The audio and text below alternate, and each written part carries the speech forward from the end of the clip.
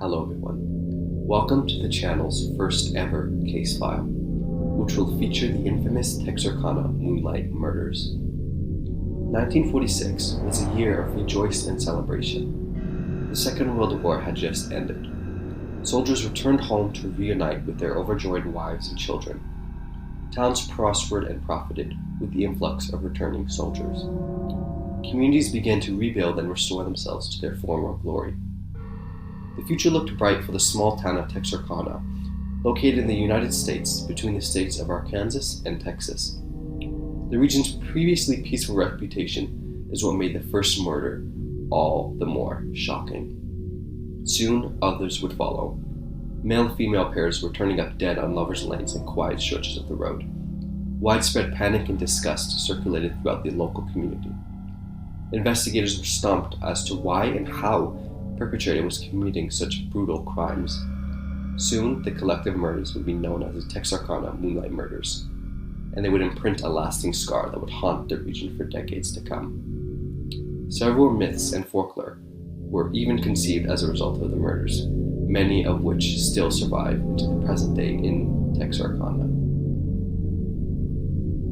Starting with a cold winter night on February 22nd, 1946, the first attack occurred. Jimmy Hollis, aged 25, and his girlfriend Mary Jeanne LeRae, aged 19, drove and parked on a lover's lane after watching a movie together at around 11:45 p.m. The car was soon approached by a masked man wielding a pistol 10 minutes later. The man reportedly shone the flashlight into the car, to which Hollis jokingly said he had the wrong guy. In response, the man warned the couple to listen to him, as he claimed he didn't want to kill them, before demanding the couple exit the car. Upon exiting the car, the man instructed Hollis to remove his pants before striking him violently in the head twice with the pistol, knocking him unconscious. LeRae, engulfed in shock and fear, attempted to deter the man from robbing them, stating that they had no money or valuables, but was struck across the face in response by the man. The man then ordered LeRae to quickly stand up and run, to which she did in the direction of a ditch. The man then quickly ordered her to run up the road instead. In doing so, she discovered a parked car on the side of the road, but found it to be empty. The man quickly pursued LeRae and questioned why she was running. And upon her responding that the man had told her to run, the man repeatedly called her a liar, knocked her down, and proceeded to sexually assault her with his gun.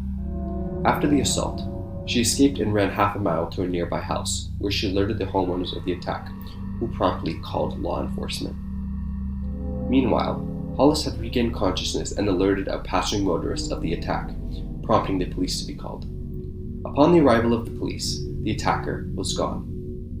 Both victims were hospitalized after the attack. Hollis had suffered several skull fractures from being hit with the pistol. Both victims expressed that the event was traumatizing, with Hollis stating, quote-unquote, "I know he's crazy. The crazy thing he said made me feel that his mind was warped." Both Hollis and LeRae gave different physical descriptions of the attacker upon being questioned by law enforcement, with Hollis stating he appeared to be a 30-year-old tanned Caucasian man, and LeRae claiming that he appeared to be a light-skinned African-American man. Both, however, agreed that the attacker was about 6 feet in height and wore a white mask with holes cut out for the eyes and mouth. For the first case and attack, no suspects were apprehended in response. And law enforcement initially believed that the couple knew who the attacker was and was just covering for him. However, it wouldn't be until almost a full month later, on March 24th, that the community would discover a shocking act of brutality. Richard L. Griffin, aged 29, and his girlfriend, Polly-Ann Moore, who was aged 17, were both found dead in Griffin's 1941 Oldsmobile between approximately 8:30 and 9 a.m. on a lover's lane 100 yards away from the U.S. Highway 67 West. Their bodies were found by a passing motorist who had initially thought the couple were asleep in the car. Griffin was found on his knees between the front seats, with his head resting on his hands and his pockets turned inside out, almost in a prayer-like position. Moore was discovered lying dead, face down in the back seat. Both victims had been shot in the back of the head and were fully clothed, although Griffin had been shot 2 additional times. Police theorized that they had been killed outside of the car before being placed back into it, with a blood-soaked piece of earth outside of that vehicle suggesting this.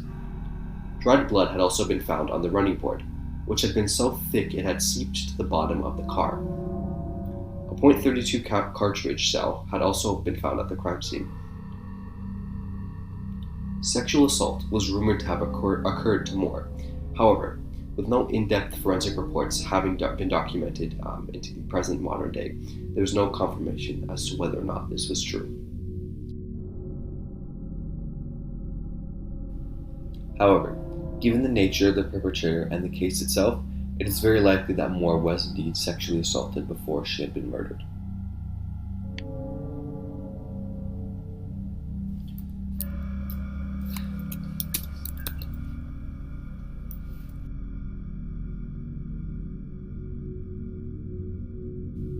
There had been rain overnight on the 24th, so any attempt of retrieving any footprints at the crime scene were futile.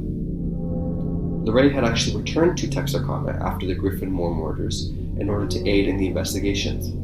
However, she was so challenged and pressed by authorities that she knew who the perpetrator was in the previous attack and was still withholding his identity.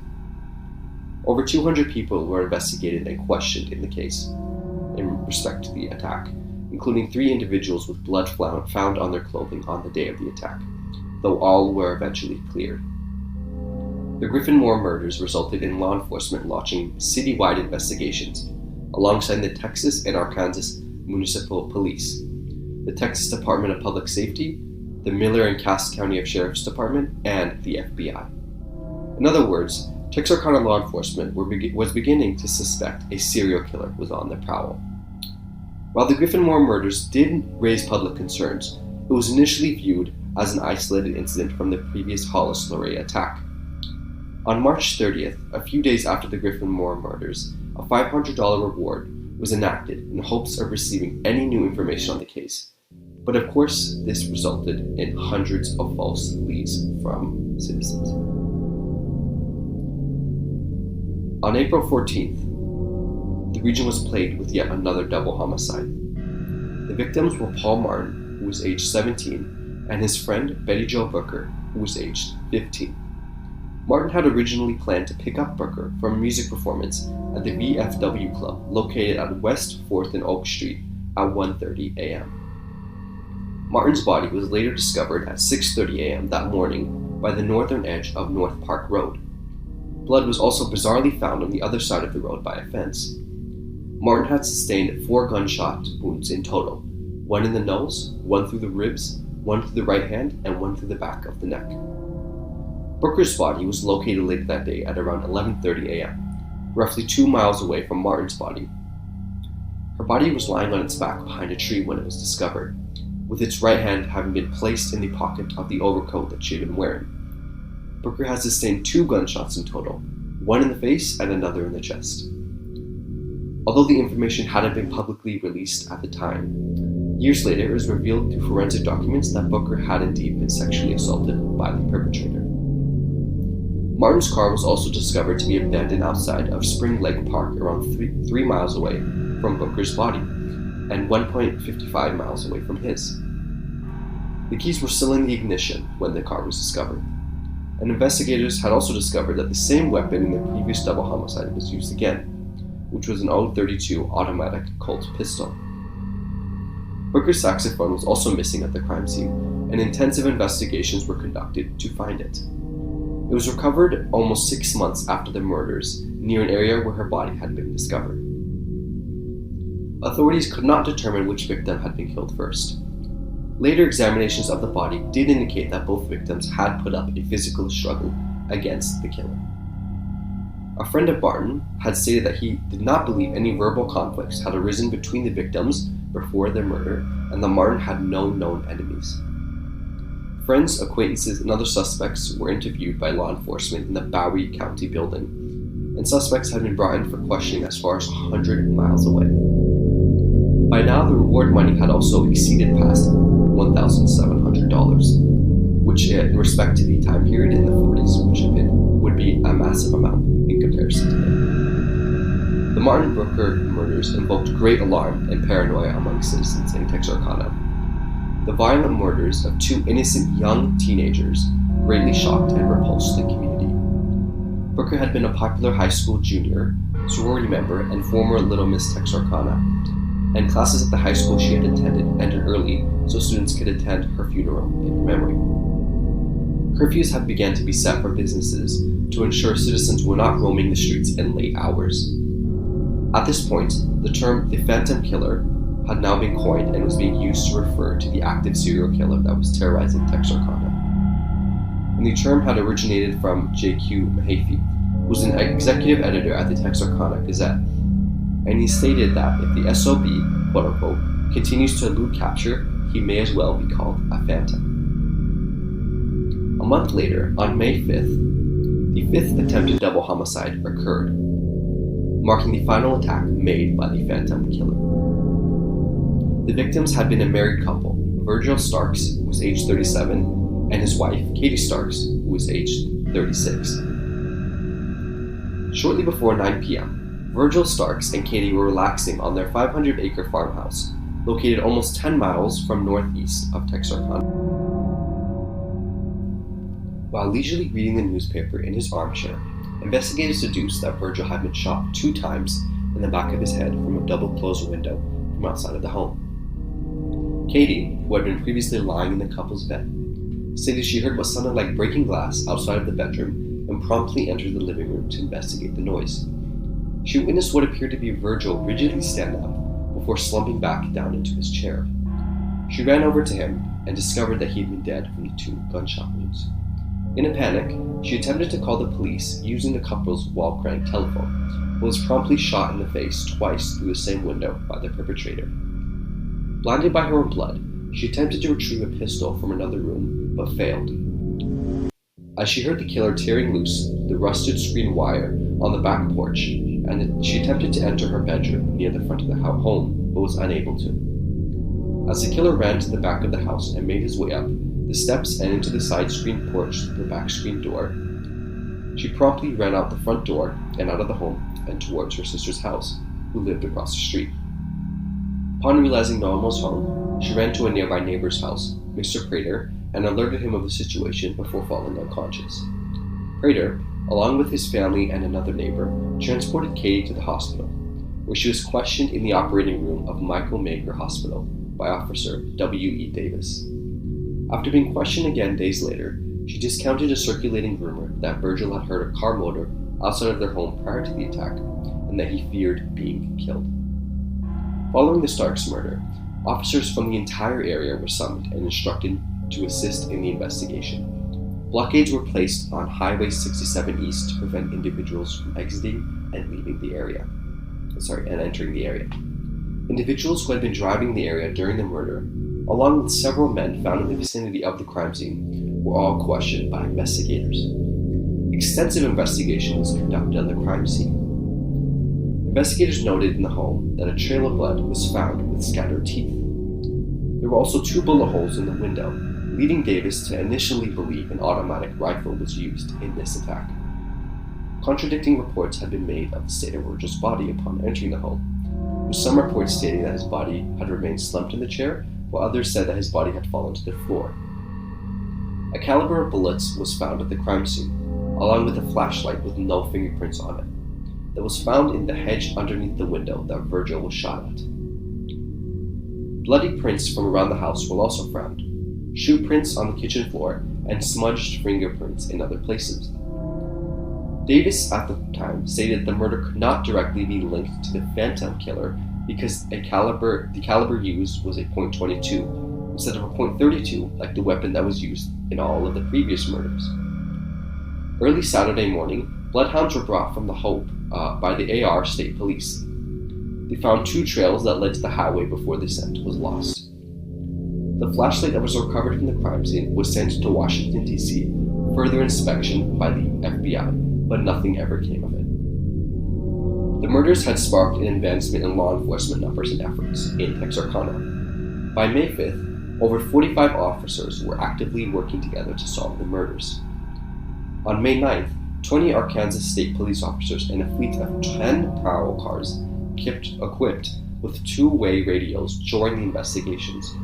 And by the 11th, a teletype machine was also installed in the Bowie County Sheriff's Office for easier communication with other law enforcement offices in Texas should there be any developments. It was at this point that the officers had established that the unofficial motive for the killer was quote-unquote sex mania, as large amounts of money had not been taken from the house, nor was Katie's purse stolen.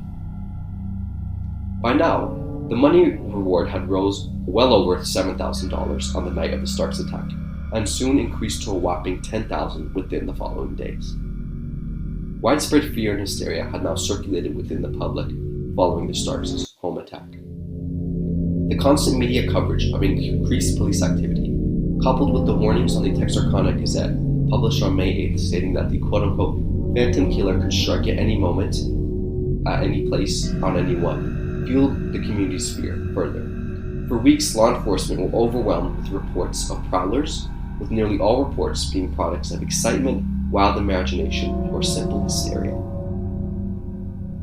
So several investigations were conducted at a city, country, state, and federal level by numerous law enforcement officers. However, there are 6 notable ones worth mentioning in this actual case file. First, we have William Hardy Presley, who was a Bowie County Sheriff, who was the first officer on the scene of the first 3 attacks. Then we have Jackson Neely Reynolds. He was the Texarkana Chief of Police, who was one of the first individuals called to the scene for the first 2 double murders. Next, we have W.E. Davis, who was a Miller County Sheriff who orchestrated the investigation of the Starks murder. Max Andrew Tackett was an Arkansas State Police detective who was the arresting officer for the lead suspect, which we'll get into later, along with being the first one on the scene for the Starks attack.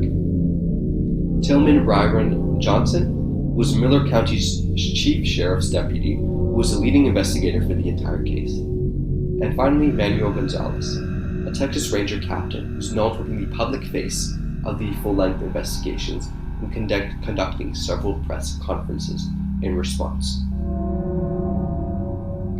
Texarkana had previously been a peaceful area with an outgoing community. Citizens trusted each other, and it was even normal for doors to be left unlocked by community members. The murders produced not only fear and distrust, but also a spontaneous change of everyday life in Texarkana. Social get-togethers and recreational meetings were practically non-existent. Citizens frequently remained indoors outside of work and school hours. They even took extra precautions with security, in locking doors, nailing sheets on windows, nailing windows down, using screen door braces as window guards. And local stores even began selling out of guns, ammunition, locks, window shades, and Venetian blinds. There's also an increased sale of window sash locks, screen door hooks, night latches, and additional protective and security devices. Even guard dogs were being sought out.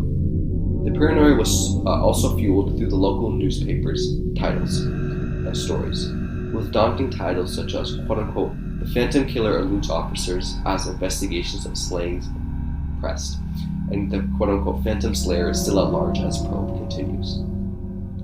Law enforcement themselves even had to take precautions upon approaching houses due to the abundance of anxious citizens wielding loaded firearms. Law enforcement had to adopt a new protocol in which they turned on their sirens, stood in their headlights, and announced their identities to avoid any casualties when investigating homes and questioning witnesses. Community paranoia was later fueled when citizens were urged by Gonzalez to ensure their guns were quote-unquote oiled up and loaded, and to quote-unquote not hesitate if they feel the need to use them during a press conference. The widespread fear began to spread towards nearby cities even, including Magnolia, Lufkin, and even Oklahoma City, where there was an increased sale of guns and axes. Community fear and paranoia continued throughout the entire summer and didn't subside until about 3 months had passed without an attack. A large hindrance to police efforts was the excessive amount of rumors being created throughout the investigations. So much so, Gonzalez conducted a press conference and radio interview on April 18th and May 7th to disregard any rumors being circulated throughout the community.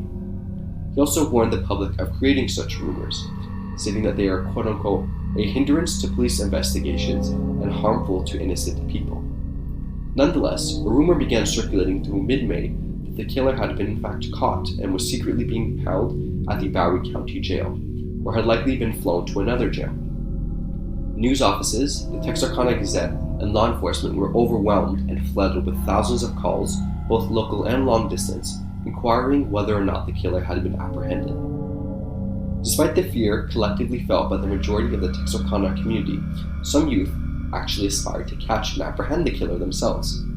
Armed with loaded firearms, youth would park in deserted roads to lure the killer into being caught. In one incident, Johnson and an Arkansas state trooper were patrolling a vacant road at night when they came up to a parked car. When Johnson approached the car and noticed a couple sitting inside, he introduced himself and identified himself, and questioned why they weren't scared. The girl replied, "It's a good thing that you told me who you are," as she had revealed that she'd been pointing a .25 ACP pistol at him during the entire interaction.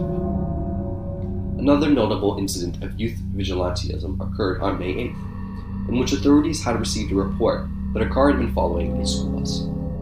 Authorities chased the car city bus. Authorities had chased the car for 3 miles before shooting the tires and apprehending the driver, who was a high school student.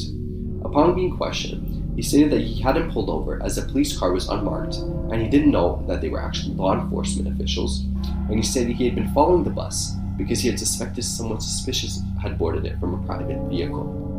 This resulted in Gonzalez publishing a message to the Texarkana Gazette, warning that being a quote-unquote teenage sleuth was a great way to get killed. However, Gonzalez later himself tried baiting the Phantom by recruiting teenagers to sit as decoys in parks while officers waited nearby. Officers also volunteered as decoys, with real partners or mannequins posing as partners. Following the Booker Martin murders, some officials hid in trees at Spring Lake Park in an attempt to apprehend the killer. Unfortunately, the Phantom Killer never ended up taking any of the bait. So moving on in respect to the killer and his identity, Hollis and LeRae were the only two victims to be able to give an accurate description of the Phantom Killer, as they were the only living victims who ever saw him. They both agreed that the Phantom Killer was approximately 6 feet tall in height, and that he had worn a white mask with holes cut out for the eyes and mouth during the attack. However, as earlier, they both had contradicting statements about the perpetrator's race. The modus operandi established for the killer was that he attacked young, defenseless couples in isolated or private areas just outside of city limits, utilizing a .32 caliber gun. Although evidence suggests that the firearm used in the Starks attack was a caliber .22, this has caused some disputes to arise on whether or not the final murder was indeed committed by the same perpetrator as the ones that preceded it. However, it is generally assumed that all of the attacks were carried out by the same individual. The killer always attacked on late nights on weekends, with a quote-unquote cooling off period of about 3 weeks in between attacks. So, Gonzalez stated on many accounts that the killer was a quote-unquote shrewd, cunning criminal who left no stone unturned to conceal his identity and would go to all lengths to avoid apprehension. Dr. Anthony LaPalla, a Texarkanian psychologist at the Federal Correctional Institution in Texarkana, was convinced that the killer had planned to continue to commit unexpected murders in the outskirts of town, similar to the Starks attack. He also believed all 5 attacks were committed by the same perpetrator. Dr. LaPalla had conjured several theories as to who the killer's identity could be, based off of a criminal profile. He stated that the killer was likely between the ages of 30 to 50 and was likely motivated by a strong, twisted sex drive and sadism. He also stated that the killer had to be extremely intelligent, clever, shrewd, and evasive. And he also commented that the strengthening of the police force would not scare him away, but that he would willingly leave the area due to the difficulty in committing a crime. This man is extremely dangerous. He works alone and no one knows what he's doing because he tells no one, LaPalla claimed in one interview, adding that the killer may have reasoned in past crimes that the only way to remain unidentified is to murder all persons at the scene of a crime. LaPalla additionally theorized that the killer was not afraid or deterred by the increased police activity, but recognized the obstacles that this would impose on his preferred murder locations, resulting in the farmhouse attack. LaPalla also stated that the killer was likely leading a normal life, was likely not a veteran, and was not also necessarily a resident of the area, despite his advanced knowledge of it. He He also stated that the attacks indicated evidence of deep planning and solitary work, and that the killer could easily overcome the desire to kill or simply target a new community if investigation became too troublesome for him. Several other theories have also been proposed both during the time of the murders and on the internet and through novels and other pieces of media decades later. Many individuals claim that the killer's motivation for killing stemmed from past traumatic experiences with love, evidenced by the fact that all of his victims were male to female pairs, with 3 of the 4 being actual romantic couples. Many also speculated that he could have been a potential victim of a devastating heartbreak involving a woman in his past. Other theorizers speculated that his motive for killing stemmed from sadistic and misogynistic views, as many claim that evidence suggests that the killer would incapacitate or murder the male victims in the pairs first, so he would have full quote-unquote access to the females to do whatever he wanted. And his decision to attack male and female pairs rather than females outright could have been fueled by some sort of sadistic excitement he received, as you could have viewed the attacks as him quote-unquote exhibiting dominance over the males in the pair by stealing their female partner. Many have also theorized that the first attack on Lorraine Hollis was a quote practice run of some sort, evidenced by the killer's decision to spare the couple's life. The attack could have likely been an experiment for the killer, allowing him to see how an average civilian would react when forced into a life or death scenario. With this knowledge, he developed more confidence and skill, which he used to successfully commit and orchestrate the following 2 murders. However, the killer seemed to be getting too cocky, straying from his original modus operandi and attacking a couple in a farmhouse rather than a desolate street, as observed in the Starks case. After one of the victims survived the attack, the killer likely ceased any further attacks or activity to prevent an error like that occurring again, possibly leading to the discovery of his identity. So during the investigation, almost 400 suspects were arrested and questioned under suspicion of being the Phantom Killer. Several false confessions were additionally made to law enforcement, with Tackett recalling 9 individuals confessing to be the Phantom, despite their statements not matching facts in the case. Among the countless suspects in the Texarkana Moonlight murders, 29-year-old car thief and counterfeiter Yoel Sweeney was the only major suspect in the murders. Tackett had been investigating car thefts after discovering that a car had been stolen on the night of the Griffin Moore murders, and that a previously stolen car had been found abandoned on the same day. Tackett staked out near the car, and when a woman came to retrieve the stolen car on June 28th, Tackett arrested her and took her into custody. She revealed herself to be Peggy Sweeney and stated that her husband, Ewell, was currently in Atlanta, Texas, attempting to sell another stolen car. On a Saturday in July, Tackett walked into the Arkansas Motor Coach bus station on Front Street near Union Station and saw a man run out of the back of the building upon seeing him. He chased after him and caught him on the fire escape. The man was later identified as being Sweeney, and he was taken into custody alongside his wife. While in custody, Peggy was reported to have confessed in precise detail that her husband was the Phantom Killer and that he had murdered Booker and Mark. However, authorities noted that her story had changed throughout several interviews, and it appeared as if she was withholding information either out of fear of incriminating herself or fear of Sweeney. Authorities were in fact able to confirm several details in her confession, such as the location she stated Ewell discarded his victim's possessions. Peggy had also led them to the location where Martin's car was found abandoned, claiming to have been in the area with Ewell on the day of the murder, and women's heels prints were later found in the forest. Additionally, there was significant circumstantial evidence against Sweeney. He continuously insisted that law enforcement had arrested him on a much more serious basis than theft. For example, when Tackett caught Yoel Sweeney on the firewalk, Sweeney proclaimed, "Please don't shoot me." Tackett replied, "I'm not going to shoot you for stealing cars." And then Yoel then replied, "Mister, don't play games with me. You want me for more than stealing cars."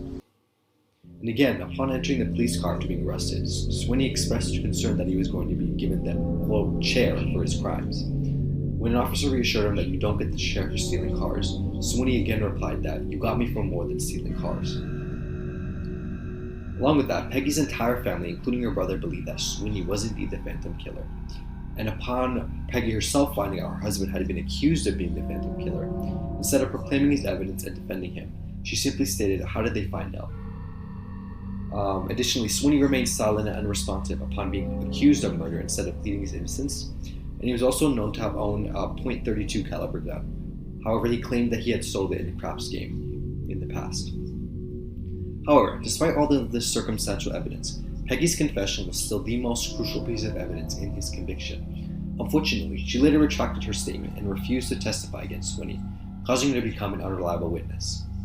Very little physical evidence was able to be used against Ewell as well, as his fingerprints didn't match any Latin fingerprints at the Booker Martin crime scene, and both the Texas Rangers and Sheriff Presley did not believe that Swinney was the Phantom. Nonetheless, for almost half a year, authorities attempted to verify Peggy's confession and fully connect Swinney to the murders, all to no avail. Law enforcement later concluded that Peggy was lying all along and that the couple was sleeping in their car under a bridge near San Antonio on the night of the Booker Martin murders. Swinney was later imprisoned as a repeat offender for car theft. And investigations into Swinney's connection with the murders eventually ceased afterwards, and he was never officially charged with any of the murders, although both Tackett and Johnson believed for the remainder of their lives that Swinney was the prime culprit. Furthermore, a 2014 book was published titled The Phantom Killer, Unlocking the Mystery of the Texarkana Serial Murders, and within it, author James Presley claims that Ewell Swinney was responsible for all 5 phantom attacks, among other crimes. Ultimately, the final fate of Swinney is unknown, as certain sources say he died in prison, and others cite he was released from prison and died in a Dallas nursing home in 1994. Moving on to Henry Booker Tennyson, who was nicknamed Duty, he was another suspect in the Moonlight murders. He was an 18-year-old university freshman who had committed suicide on November 4th, 1948. He left behind mysterious instructions that led to a suicide note, in which he guiltily confessed to the Booker Martin and Starks murders. It was also later discovered that he had a previous connection with Booker, as they were both in the same high school band, although they were not friends, nor were they familiar with each other. He was later dismissed as a suspect because investigators could find no further evidence connecting him to the murders, as none of his fingerprints matched any found at the Booker Martin crime scene, and a friend of his had provided an alibi for him on the night of the Starks murder. Moving on to another suspect in the Moonlight murders was Ralph B. Bauman, a 21-year-old former Army Air Force machine gunner who stated that he had awakened from a week-long fugue state with his rifle missing on the night of the Starks murder.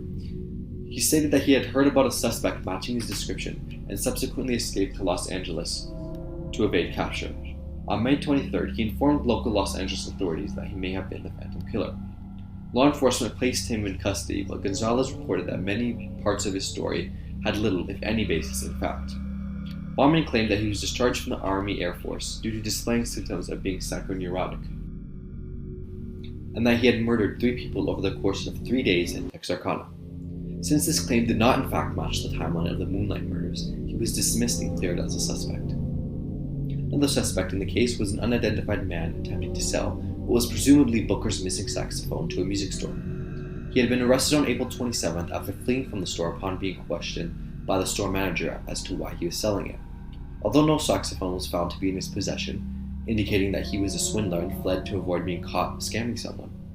A bag of bloody clothing had been found in his hotel room by law enforcement. After a few days of questioning, the man was eventually cleared of suspicion.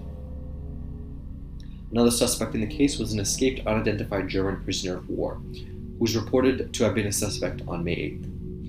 He had been given the description of a stocky 24-year-old with brown hair and blue eyes and weighing 187 pounds.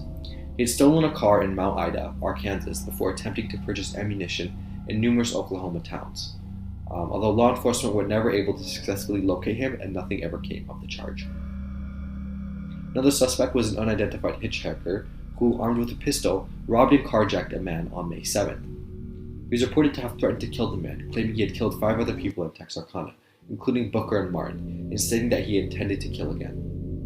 Law enforcement were very hesitant to believe the hitchhiker to be the actual Phantom Killer, since the Phantom Killer had gone to great lengths to ensure his identity was concealed, and the hitchhiker gloated about his quote-unquote murders to a living witness, and he was later dismissed as a suspect. Another suspect was an unidentified male criminal in the Atoka, Oklahoma area. On May 10th, the man reportedly forced his way inside a woman's home before assaulting her. He also additionally threatened to rape and kill her, claiming that he might as well kill her since he'd murdered 3 or 4 people already. He then fled the scene after the threats. A suspect in the case was tracked down after a widespread search had been conducted, including 20 officers and over 150 residents. The suspect was cleared, however, as according to his story, it would have been impossible for him to have been in Texarkana on the night of the Starks murder. Another suspect was Sammy, a pseudonym given to a good-natured, anonymous Texarkana resident whom law enforcement were first hesitant to identify as a suspect. Evidence suggested that his vehicle's tire tracks were found right across the road from Martin's corpse, and he also additionally failed a polygraph test, which aroused even more suspicion towards his status of being the perpetrator. However, law enforcement had him hypnotized by a psychiatrist in a last-ditch effort to see if he really was indeed the phantom killer. The psychiatrist stated that Sammy had actually stopped on the side of the road to urinate before meeting up with the woman whom he had been having an affair with, concluding that Sammy had no criminal tendencies and was not the phantom killer. And it was with withholding his intentions to meet with the married woman was what caused him to fail the polygraph test. After verifying the details with Sammy himself, police cleared him as a suspect. Another suspect in the case was an unidentified taxi driver who was accused of being involved in the Boca Martin murders, as his cab was seen in close vicinity of the crime scene on the morning of the murders. However, he was soon cleared as a suspect after questioning. Another suspect in the case was Earl McSpadden, who on May 7th at approximately 6 a.m., his mutilated corpse was found on the Kansas City Southern Railway tracks, 16 miles north of Texarkana. His body's left arm and leg had been severed by a freight train 30 minutes prior to his discovery. Upon examination of the body, the coroner speculated that McSpadden had been killed prior to being placed on the train tracks. To this day, locals theorize that McSpadden could have potentially been the phantom killer's sixth unofficial victim, whereas others suggest that McSpadden was in fact the phantom killer and had committed suicide by jumping in front of a train. The final suspect in the case was an anonymous woman's father, in which unknown to this day if it was a true confession or a twisted prank, though likely the latter, when an anonymous woman contacted family members of the murdered victims in 1990 and 2000, apologizing for what her father, quote-unquote, had done. Although Yul Sweeney was not known to have ever had a daughter, and the woman was never identified. The Texarkana Moonlight murders left a lasting impact on popular culture, inspiring a number of books, documentaries, urban legends, and films, most notably the 1976 film, The Town That Dreaded Sundown, which was directed by Charles B. Pierce. The film fictionalized the events of the case and added a layer of horror to the narrative, further perpetuating the notoriety of the case, and was followed by a 2014 sequel with the same name. In Texarkana and the surrounding areas, the Moonlight murders have become part of the region's history and cultural identity. The case has left an enduring impact on the community, influencing local lore, ghost stories, and urban legends. Events and commemorations related to the case occasionally take place in the area, keeping the memory of the case and the victims alive. Ultimately, the Texarkana Moonlight murders have become a haunting part of the town's and area's history, serving as a chilling reminder of the fragility of peace and security when threatened by violence, as residents today reflect upon the historic tragedy that shattered the tranquility of their community. As the memories of the victims live on, their stories serve as a reminder of the need for justice and the relentless pursuit of truth, even in the face of obstacles. Although decades have passed, Texarkana will forever bear the scars left by these unsolved crimes, a solemn testament to the impact the Phantom Killer had on the town and its people.